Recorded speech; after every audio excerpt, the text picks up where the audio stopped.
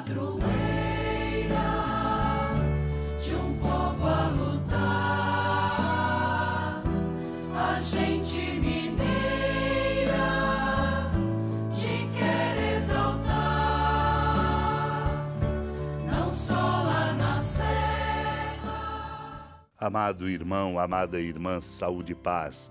A alegria de celebrarmos hoje, domingo, dia do Senhor, essa alegria fecunde nossos corações e se desdobre em muitos frutos de generosidade, de solidariedade na nossa casa, na nossa comunidade de fé, no nosso círculo de amizade, nas circunstâncias, sobretudo no compromisso que temos com os mais pobres.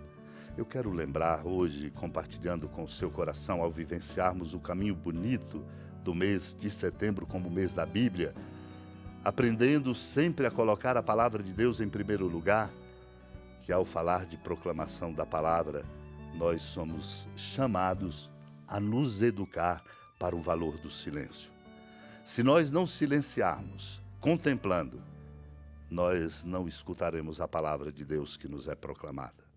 Por isso precisamos, muitas vezes, deixar de falar menos, ouvir mais, para que a experiência do silêncio possa ser um modo de fecundar a palavra de Deus em nós proclamada. Na alegria de estarmos aqui, quero compartilhar com o seu coração dos sermões de São Máximo de Turim, um bispo, sua reflexão, nos preparando para acolher a palavra santa de nosso Deus. Ele diz: ouvindo com atenção a leitura do Evangelho, podeis compreender que reverência é devida aos levitas e sacerdotes de Deus e com que humildade os próprios clérigos devem antecipar-se mutuamente em honras uns aos outros. Realmente, diz ele, aos discípulos que perguntavam qual deles seria o maior no reino dos céus, o Senhor, depois de ter colocado uma criança diante de todos, disse: quem se faz pequeno como esta criança, esse é o maior no reino dos céus. Daí compreendermos que se chega ao reino pela humildade e pela simplicidade, se entra nos céus. Portanto, quem deseja alcançar as alturas da divindade, procure os abaixamentos da humildade. Quem quer preceder o irmão no reino, preceda-o primeiro honrando-o, como diz o apóstolo, rivalizai-vos na mútua estima. Que o supere em servi-lo para poder superá-lo em santidade. Se o irmão não te ofendeu, tu lhe deves respeito e amor. Se por acaso te ofendeu, honra-o ainda mais para reconquistá-lo. Esta é, na verdade, a ideia central do cristianismo. Retribuirmos com amor a quem nos ama e com a paciência a quem nos ofende. Aquele que tiver sido mais paciente em suportar as ofensas será maior no reino dos céus. Não se chega ao reino pela soberba, pelas riquezas e pela prepotência, mas pela humildade, pela pobreza e pela mansidão. Naquele tempo, Jesus e seus discípulos atravessavam a Galileia. Ele não queria que ninguém soubesse disso, pois estava ensinando a seus discípulos. E dizia-lhes: o Filho do Homem vai ser entregue nas mãos dos homens e eles o matarão.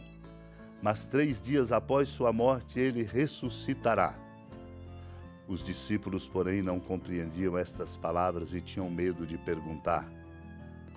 Eles chegaram a Cafarnaum. Estando em casa, Jesus perguntou-lhes: o que discutíeis pelo caminho? Eles, porém, ficaram calados, pois pelo caminho tinham discutido quem era o maior. Jesus sentou-se, chamou os 12 e lhes disse: se alguém quiser ser o primeiro, que seja o último de todos e aquele que serve a todos. Em seguida pegou uma criança, colocou-a no meio deles e, abraçando-a, disse: quem acolher em meu nome uma destas crianças, é a mim que estará acolhendo. E quem me acolher, está acolhendo não a mim, mas aquele que me enviou. Amado e amada de Deus, este é o ensinamento importante que Jesus repassa aos seus discípulos para que eles conquistem a envergadura de verdadeiros discípulos e discípulas do Mestre, que é servidor. Por isso, sem compreender, no entanto, lhes ensinava desafiando: Filho do homem vai ser entregue nas mãos dos homens, e eles o matarão. 3 dias depois de sua morte, ele ressuscitará. Os discípulos não compreendiam. Não compreendiam porque Jesus não fosse conceitualmente claro.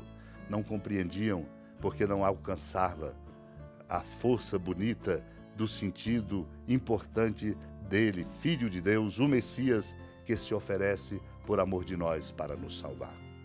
Por isso, quando chegaram em Cafarnaum, estando em casa, Jesus lhe faz a pergunta fundamental que toca-lhes o coração e deve tocar o nosso.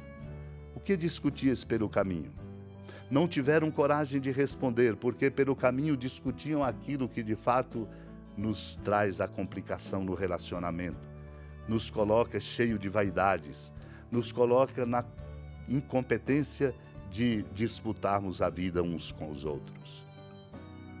Pelo caminho, tinham discutido quem era o maior. Por isso, Jesus os chama e diz: se alguém quiser ser o primeiro, que seja o último de todos e aquele que serve a todos. Não é fácil. A vaidade é muito profunda no coração nosso. Disputamos.